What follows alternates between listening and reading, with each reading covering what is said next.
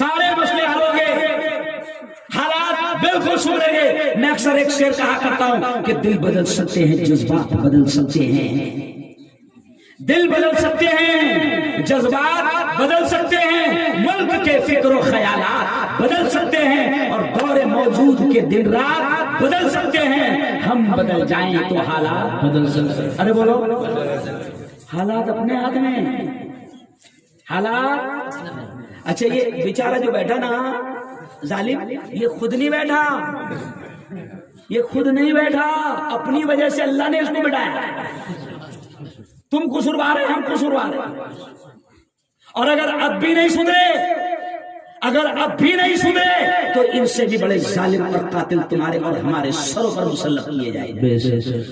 ओ मुसलमानों, आओ, आज मैं आपको एक दावत दे रहा हूं। मुझे खुशी हुई कि राम प्रसाद दादा स्टेज पर मौजूद है, मजमे में मौजूद है। मुझे खुशी है हमारे भगत दादा भगत सिंह मौजूद है, महेश भाई मौजूद है, हिंदू भाई मौजूद है, यहाँ पर नॉन मुस्लिम हमारे हिंदू भाई मौजूद है। आज मुसलमानों में तुमको पैगाम दे रहा हूँ कि देखो, ये दुनिया, ये मुल्क बड़ा प्यासा है, तुम इस्लाम की सही और सच्ची तस्वीर तो पेश करो।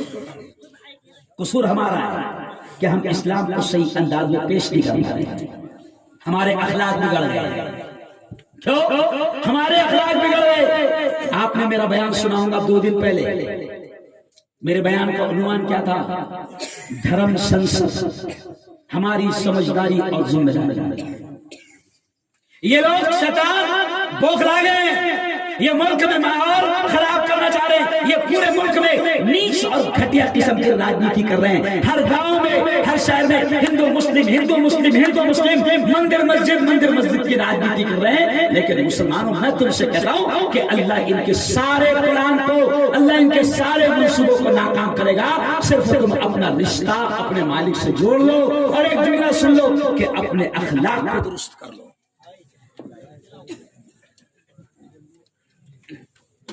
देख रहा हूँ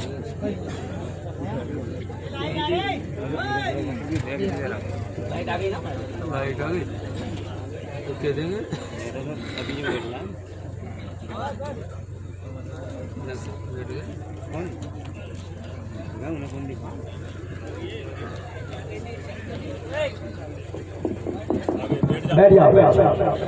मुसलमानों में आपसे कह रहा हूं कि अपना रिश्ता अल्लाह से जोड़ो और अपने अखलाक को दुरुस्त करो। मैंने परसों क्या कहा मौलाना, कि हमको बताना पड़ेगा कि धर्म संसद किसे कहते हैं। हमारे नबी ने भी धर्म संसद लगाई, हमारे नबी ने भी धर्म संसद लगाई। इस्लाम तुमको बताएगा कि धर्म संसद किसे कहते हैं। मुसलमानों, ये हिंदू भाइयों के पास जाओ और इन तक के अपने अखलाक को अच्छा बनाकर और इस्लाम की सही तालीम प्रैक्टिकली तौर पर, अमली तौर पर पेश करो। मैंने गुज़िश्ता कल मुफ्ती साहब एक बात कहा कि धर्म संसद किसे कहते हैं। धर्म संसद में इंसानियत की बात सिखाई जाए।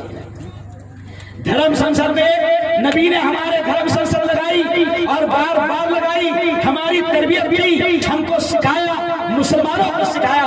हमारी धर्म संसद में क्या होता है? हमारी धर्म संसद में सिखाया जाता है, क्या सिखाया जाता है? मन क़तल नफ्सन बग़ैर नफ्सिन औ फ़सादिन फ़िल अर्ज़ फ़कअन्नमा क़तल अन्नास जमीआ।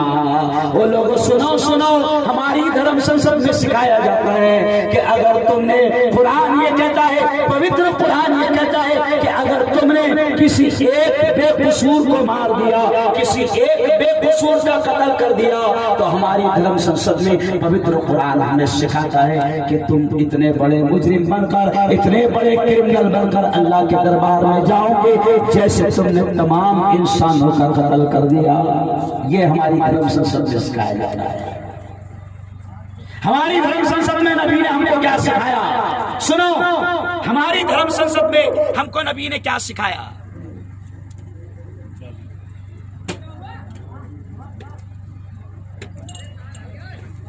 तो हमारी धर्म संसद में हमें क्या सिखाया जाता है? अपने हिंदू भाइयों को बताओ, हमारे नबी ने हमको क्या सिखाया? धर्म संसद में हमारे नबी ने कहा, इरहमू मन फिल अर्ज़ यरहमुकुम मन फिस समा।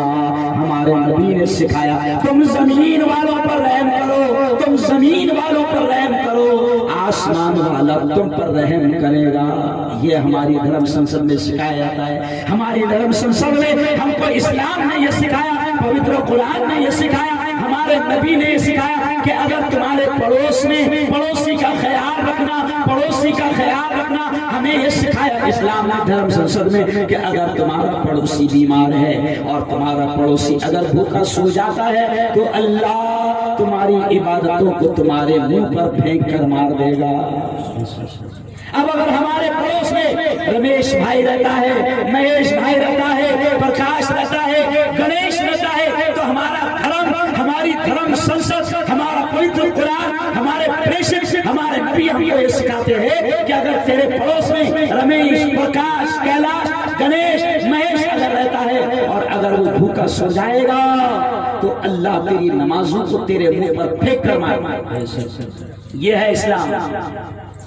लेकिन प्रॉब्लम क्या आ रहा है कि हम लोग अखलाक के एतबार से भी हिंदू भाइयों को सही तालीम नहीं दे पा रहे हैं, हिंदू भाइयों के सामने अपने इस्लाम को सही अंदाज में पेश नहीं कर पा रहे हैं। आओ मुसलमानों, और एक दो बात कहकर मैं अपनी बात को समेट लूंगा कि यारो इस्लाम की सही और सच्ची तस्वीर अपने मुल्क के सामने पेश करो। ये मुल्क बहुत प्यासा है। और मुफ्ती साहब, आप इन लोगों ने धर्म संसद में कत्ल की, मारने की, मर्डर की और एक समाज को, मुस्लिम समाज को खत्म करने की बात की। मैं खुशी के साथ कह रहा हूँ कि उसी धर्म संसद में कुछ साधु ऐसे थे कि जिन्होंने उसी धर्म संसद में उनका विरोध किया। तो ये बौखला गए मौलाना। ये मैं इसलिए कह रहा हूँ गाँव वालों कि आपके गाँव का माहौल बड़ा प्यारा है। अभी हिंदुस्तान के छोटे छोटे गांव में आज प्यार है, मोहब्बत है। आप देखो राम प्रसाद दादा ने मेरा स्वागत किया कि राम प्रसाद दादा ने स्वागत किया। एक हिंदू भाई ने मुस्लिम धर्मगुरु का स्वागत किया। यह है हिंदुस्तान जो गांव में अभी बाकी है। यह है भारत जो गांव में अभी बाकी है। गांव वालों, आप लोग तमाम गांव के हैं, आप भोपाल के नहीं हैं, आप शहर के नहीं हैं, आप गांव के हैं। मुसलमानों, ये इतने उलमा के सामने एक मुस्लिम धर्मगुरु आपको ये समझा के जा रहा है कि आप जिस गांव में रहते हो, जिस गांव में रहते हो, अपने हिंदू भाइयों के साथ अच्छा सलूक करना। कोरोना की आड़ में अगर कोरोना की वजह से उनको कोई परेशानी आती है, उनके साथ में प्यार का, मोहब्बत का मामला करना, मदद का मामला करना। और अल्लाह का शुक्र है मुफ्ती साहब, अल्लाह का शुक्र है कि जब कोरोना आया और लॉकडाउन लगा तो दुनिया वाले डर रहे थे। हाल ये था मौलाना कि बाप भी अपने बेटे को और बेटा अपने बाप के करीब आने को तैयार है, डर रहे थे सब। लेकिन खुदा का शुक्र है, क्या हुआ, कोरोना आया और लोग डर रहे थे। ईमान वाला मौत से नहीं डरता।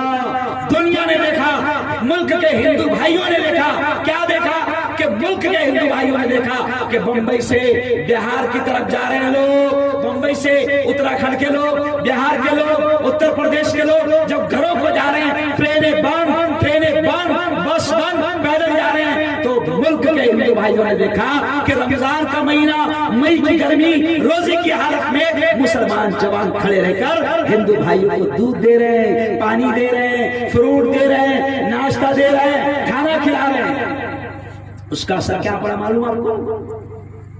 क्योंकि कोरोना के आने के पहले एक साल तक ये शैतानों ने सीएए और एनआरसी के नाम पर हिंदू मुसलमानों में नफरतों को बढ़ा दिया। मुफ्ती साहब, नफरतें बढ़ गई थी, लेकिन उसका असर ये हुआ कि जब कोरोना आया तो हिंदू भाइयों ने देखा कि भैया हमको फ्रूट देने तो काली चरण नहीं आ रहा, नहीं समझा, हमारी खिदमत करने तो यति नरसिंह स्वामी, अरे बोलो, नहीं आ रहा। हमारे बच्चों को दूध देने मुसलमान आ रहा, दाढ़ी वाला आ रहा, हमको रास्ते में खड़े रहकर नाश्ता मुसलमान करा रहा। मई का महीना, कड़ाके की गर्मी, रोजे की हालत में मुसलमान जवानों ने खिदमत किया, अंतिम संस्कार भी किया। जो हिंदू भाइयों की लाशें कि जिस माँ की लाश को बेटा उठाने को तैयार नहीं, क्यों भाई? माँ की लाश को बेटा उठाने को तैयार नहीं, क्यों? शौहर की लाश के करीब बीवी आने को तैयार नहीं। बेटों ने हॉस्पिटल में छोड़ के भाग गए कि अगर बाप को उठाकर लेकर गए तो हमको कोरोना हो जाएगा। लेकिन सलाम तुमको मुसलमानों, सलाम तुमको मुसलमानों कि तुमने आगे बढ़कर हिंदू भाइयों की लाशों का अंतिम संस्कार भी किया, उनको शमशान में ले जाकर उनके रीतो रिवाज के एतबार से उनको जलाने का काम भी किया, अंतिम संस्कार का काम भी किया। तो तुम्हारे ये अखलाक से, तुम्हारे ये अमल से क्या हुआ? 1 साल तक CAA और NRC के नाम पर जो हिंदू मुसलमानों में नफरतें फैलाई गई थी, अल्लाह ने इस कोरोना के जरिए से खत्म कर दिया। वो अल्लाह है, उसके गेम हम नहीं जान सकते, उसका जो मसला है, मसलेहात है, जराज है, वो हम नहीं जानते। तो बस यही मैं आपको आज पैगाम देकर जा रहा हूं कि ये धर्म संसद कितनी भी लगाए, कितने भी नफरतों के जहर घोले, ये कितने भी माहौल को खराब करे, कोड़ा वालों, नेपानिया वालों, रिछड़ी वालों, मुझे दोनों हाथ उठाकर बताओ कि इंशाअल्लाह, दोनों हाथ उठाकर कि इंशाअल्लाह हम अपने इलाकों में हिंदू मुसलमानों में नफरतें फैलने नहीं देंगे। कौन? इंशाअल्लाह। हाँ, माशाअल्लाह, साजिश से चल रही है। इस्लाम मुआशरा के उन्वान पर यह टॉपिक अभी मुल्क का सबसे अहम टॉपिक है। जवानों, बहकावे में नहीं आना, मुश्तैल नहीं होना, भड़कना नहीं। मैं पूरे हिंदुस्तान में एक डायलॉग कह रहा हूं अभी जगह जगह जाकर कि पहले क्या होता था, हमको भड़काया गया कि हम फौरन रोड पर आ जाते थे, पत्थर फेंकते थे। लेकिन परसों आपको मालूम है मौलाना सज्जाद नौमानी ने भी मुसलमानों को मुबारकबाद दी है, मैंने भी मुबारकबाद दिया। क्या मुबारकबाद दिया मालूम? कि मुसलमानों तुमको मुबारक हो, धर्म संसद में इतना भड़काया गया फिर भी तुम नहीं भड़के। उनका तो टारगेट था कि तुम भड़को, रास्तों पर आओ, पत्थर फेंको। तो अब आप भड़के नहीं तो आपको भी मुबारकबाद। और मैंने तो हिंदू भाइयों को भी मुबारकबाद दिया कि हिंदू भाइयों ने उन अधर्मियों की बातें नहीं मानी। वो धर्म संसद नहीं थी, अधर्म संसद। क्या थी? अधर्म संसद। वो तो आतंकवादी थे जो अजमल कसाब की जुबान बोल रहे थे, वो तो टेररिस्ट थे जो मर्डर और कत्ल की बात कर रहे थे। तो हिंदू भाई भी उनके बहकावे में नहीं आए, उनको भी मुबारकबाद और मुसलमानों को भी मुबारकबाद। तो मैं तो मेरे मुल्क में अभी जाकर यही कह रहा हूं कि मुसलमान जवानों, बेवकूफी बंद करो। मैं एक डायलॉग कहता हूं कि पत्थर फेंक कर गोलियां खाने के बावले चाले बंद करो। समझ गए इशारा? क्या फेंकते क्या हम? अरे बोलो ना भाई, पत्थर। और खाते क्या? गोलियां। और पुलिस की गोली इतनी ईमानदार है कि जब आप सामने रहते हैं तो वो नीचे नहीं चलती। नहीं समझे? जबकि उसूल है कहाँ चलाना चाहिए? पहले पैर पर, नीचे चलाना चाहिए। तो जब आप सामने रहते हैं तो फिर वो पुलिस की गोलियां नीचे नहीं चलती। तो मैं गांव गांव में जाकर ये पैगाम दे रहा हूं कि बेवकूफी बंद करो, लड़ने का तरीका होगा। क्यों? अगर कोई आपके गांव में गलत कर रहा है उसको कानूनी सबक सिखाओ। हम क्या करते? कानूनी लड़ाई नहीं लड़ते। हम बोलते कौन जाएंगे कोर्ट कचहरी। नहीं समझे? कानूनी लड़ाई लड़ो, लेकिन अपने इलाके में, अपने गांव में माहौल को खराब मत करो, दंगा फसाद मत करो। क्योंकि अल्लाह क्या कहता है? इन्नल्लाह ला युहिब्बुल मुफसिदीन। अल्लाह फसाद पैदा करने वालों को, फसादियों को पसंद नहीं करता। अब आखिरी कि 5 वक्त की नमाज का एहतमाम। जवानों देखो, मैं एकदम सादे अल्फाज में आपको समझा रहा हूं, सादे अल्फाज में। आप कुछ भी कर रहे हैं, एक नमाज कितने टाइम की, कितने मिनट में होती है? एक नमाज बहुत ज्यादा ईमानदारी से सुन्नत भी पढ़ा तो 10 मिनट में। समझ रहे? वैसे आजकल लोग होशियार है, नफिल सुन्नत वगैरह नहीं पढ़ते, मसला मालूम हो गया है कि ये नफिल है, पढ़े तो सवाब, ऐसा नहीं पढ़े तो कोई टेंशन नहीं। तब एक नमाज के लिए कितने मिनट लगते हैं? 10। तो 5 नमाजें कितने मिनट में हो रही है? 50 मिनट, ज्यादा से ज्यादा 1 घंटे। तो 24 घंटे में से 1 घंटा अल्लाह को देना है। कितना? 1 घंटा। अच्छा एक बात बताओ, आदमी कहता नहीं मैं बहुत बिजी हूँ, बहुत बिजी हूँ, तो 24 घंटे उसके है, उसके 24 घंटे में से 1 घंटा उसको देना है, उसकी इबादत करना है। अब तू कहता है बहुत बिजी हूँ, बहुत बिजी हूँ, और अल्लाह ने अगर इजी कर दिया तो,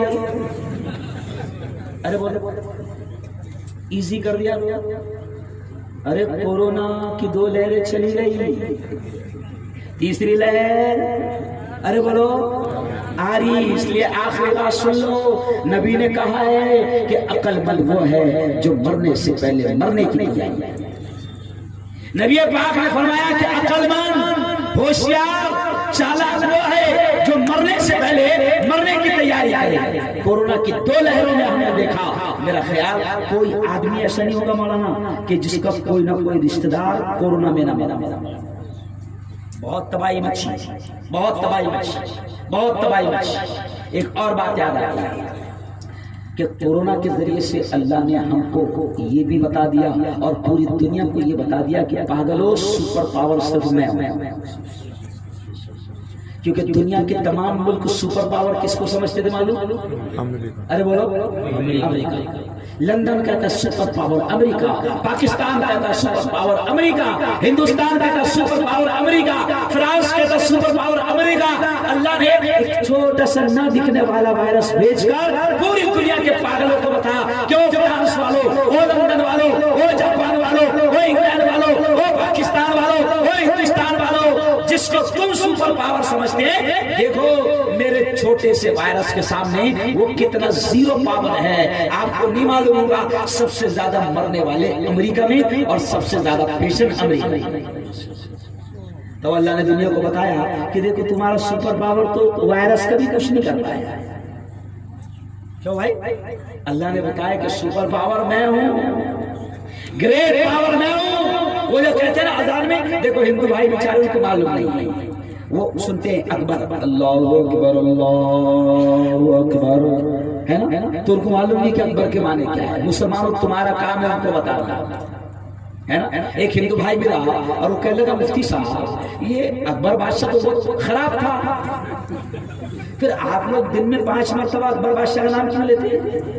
तो मैंने कहा कसूर तेरा नहीं है, कसूर हमारा है कि तुझे हमने आज तक नहीं बताया कि अकबर के माने होते शक्तिशाली, अकबर के माने होते ग्रेट पावर, अकबर के माने होते सुपर पावर। तो अल्लाह ने कोरोना भेजकर पूरी दुनिया को बताया कि देखो जिसको तुम सुपर पावर समझते थे, सबसे ज्यादा पेशेंट वहां, सबसे ज्यादा मरने वाले वहां। बताया कि नहीं बताया? सबसे ज्यादा पेशेंट वहां, सबसे ज्यादा मरने वाले वहां। तो कोरोना, अब देखो कोरोना ने, मैंने औरतों को एक बात बोला है, औरतों को एक बात बोला कि देखो अल्लाह ने पर्दे की अहमियत सबको बता दिया कोरोना के जरिए से, नहीं समझा? अब हिंदू बहनें भी क्या कर रही है? अरे बोलो ना, मुंह छुपा रही है, नाक छुपा रही है, तो कम से कम 50% पर्दा दो। अरे बोलो आ गया, क्यों पर्दा छुपा लगा रही है? मास्क, इसलिए कि मालूम है वायरस घुस जाएगा, है ना? मैं कॉलेज में पढ़ाता था तो एक मरतबा मैं खड़ा था तो 3 हिंदू बेटियां आई, मेरे कॉलेज में हिंदू भी थे, तो गर्मी का मौसम था, गर्मी का मौसम, तो वो हिंदू बेटियां सब पूरा बांध कर आई, बांध कर हाथ में भी मुझे गर्मी की वजह से, तो मैं पहचान नहीं पाया, तो उन्होंने रुक कर मुझे कहा सर नमस्ते, तो हिंदू बेटियां हैं। तो मैंने धीरे से कहा कि भाई ये तुमने पूरा चेहरा छुपा लिया, सब नकाब पहन लिए, पूरा चेहरा छुपा लिए, तो इस्लाम का पर्दा तुम कब से करने लगे? तो हिंदू बेटियां ने क्या कहा, सर मुफ्ती साहब हमको इस्लाम का पर्दा नहीं करे, हमने साइंस में पढ़ा है कि ये गर्मी चल रही, तो गर्मी की लू से अगर स्किन को बचाना है, चमड़ी को बचाना है, खूबसूरती को बचाना है, तो इसको ढांक लो, तो ये जो गर्मी का वायरस है ये नहीं लगेगा। है ना? तो मैंने हंसते हुए कहा कि वाह प्यारी बच्ची हो, आपको इतना समझ में आ गया कि अगर ये ढाक लिए पूरा चेहरा तो गर्मी का वायरस नहीं लगेगा। तो मैंने धीरे से कहा कि इस्लाम ये चाहता है कि हमेशा तुम पर्दा करो तो न गर्मी का वायरस लगेगा, न सर्दी का वायरस लगेगा, न कोरोना वायरस लगेगा। और ये जो रोड पे छिछोरे वायरस खड़े रहते हैं,